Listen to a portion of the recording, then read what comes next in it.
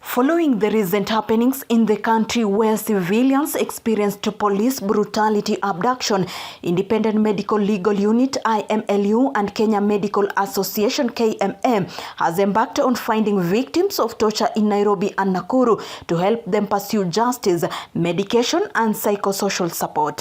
We've been having webinars and we've been having series of just teaching healthcare workers on how to document forensic, torture, because we're realizing it's something that has been happening and it has a particular way of, documenting these cases so that we are able to make sure that, any, harm or death that happens following torture is well accounted for, and so that the necessary measures can be able to be, implemented on the perpetrator of the torture.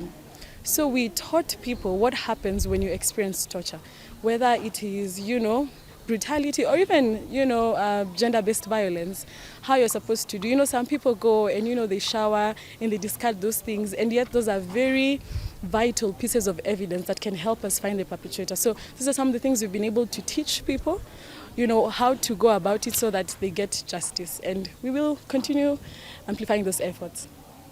According to Dr. Wangari Kinyanjui from Kenya Medical Association, there are so many cases of torture happening in the society and victims are not able to report and document the cases due to lack of understanding on how to report and document the cases or how to follow up on justice.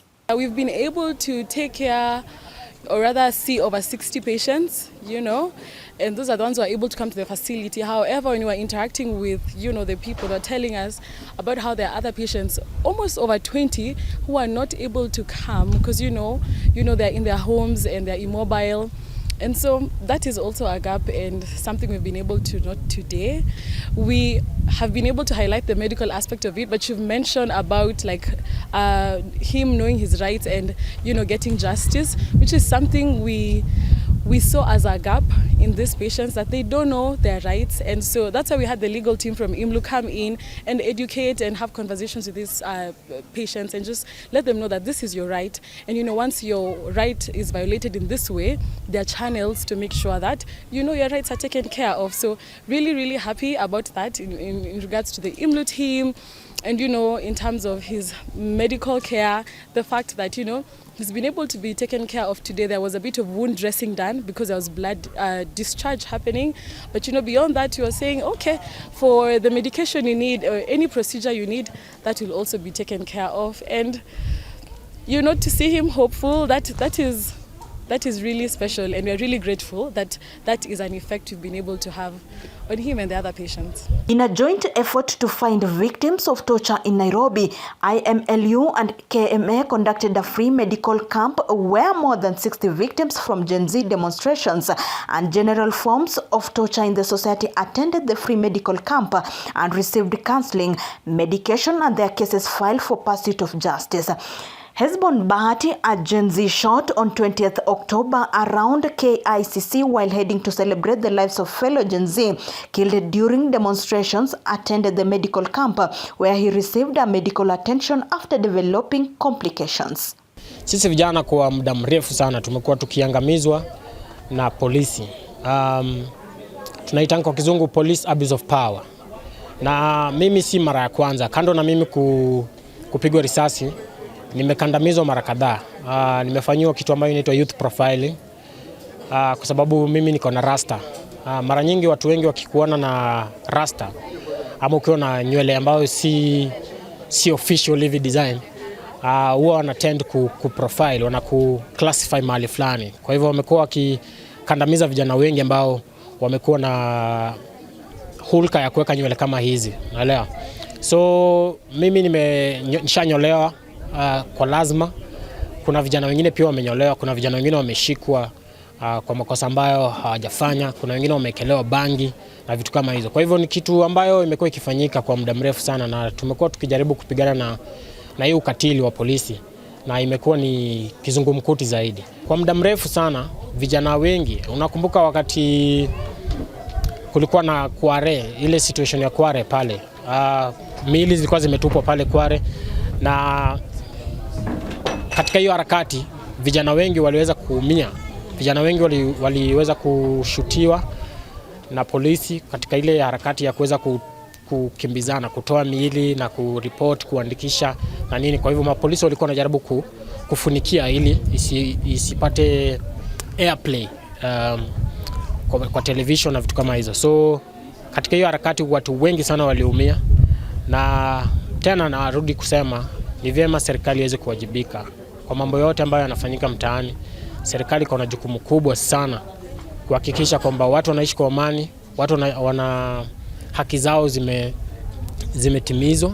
Bahati, who is a husband and a father, says that he is now forced to depend on family and well-wishers to cater for his needs and that of his family. He points out that his leg has now developed a deformity, which if is not taken care of will become a permanent condition, rendering him disabled. Mimi ni msanii na usanii wangu ndio natumia kujikimu maishani. So hiyo ndio nafanya, nalipa bills, nalipa rent, nakula, nafanya kila kitu. So tangu niumie sijakuwa nikiweza kufanya chochote. Sijaweza kuperform, sijaweza kwenda gigs. So imeni affect financially na pia socially. Mimi ni mtu wa watu, mimi ni mtu wa kutembelea watu.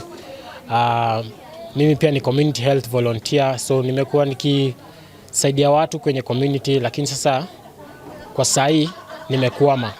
When we saw him today, he was having complications, which is two main things we noted was that his limb is shorter, and then he was also having an infection on that bone, an infection we call osteomyelitis, which is a very serious infection of the bone and that needs to be treated very urgently because, you know, the consequences of it are very dire. You know, he could lose his limb.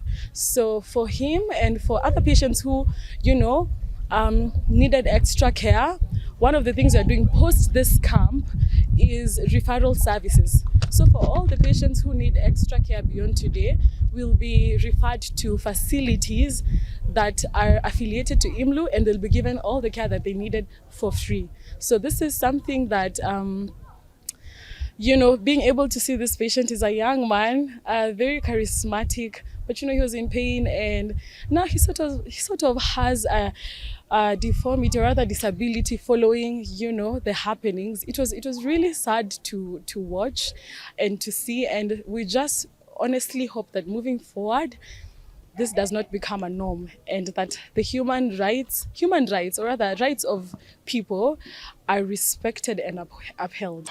The youth from Mukuru Kwanjenga now calls out the police, asking them to uphold the constitution and respect their right to demonstrate. Mtu yote ama serikali, polisi ambaye anaenda kando na sheria anafaa aletwe mbele ya sheria, ashtakiwe na ahukumiwe. Alafu pia kwa wale wenye walinusurika, kwa watu kama sisi ambao kuna wenye waliumia, kuna wenye walikufa, naomba sana serikali iweze kuwajibika. Ni vizuri sana kukiwa na accountability kwa sababu tulitoka zile enzi za police force. Unaelewa? So ni vizuri sana saa hii serikali ikiweza kuwajibika, wasaidie kucompensate wale watu wenye walikufa na wale majeruhi wenye bado wangali hai.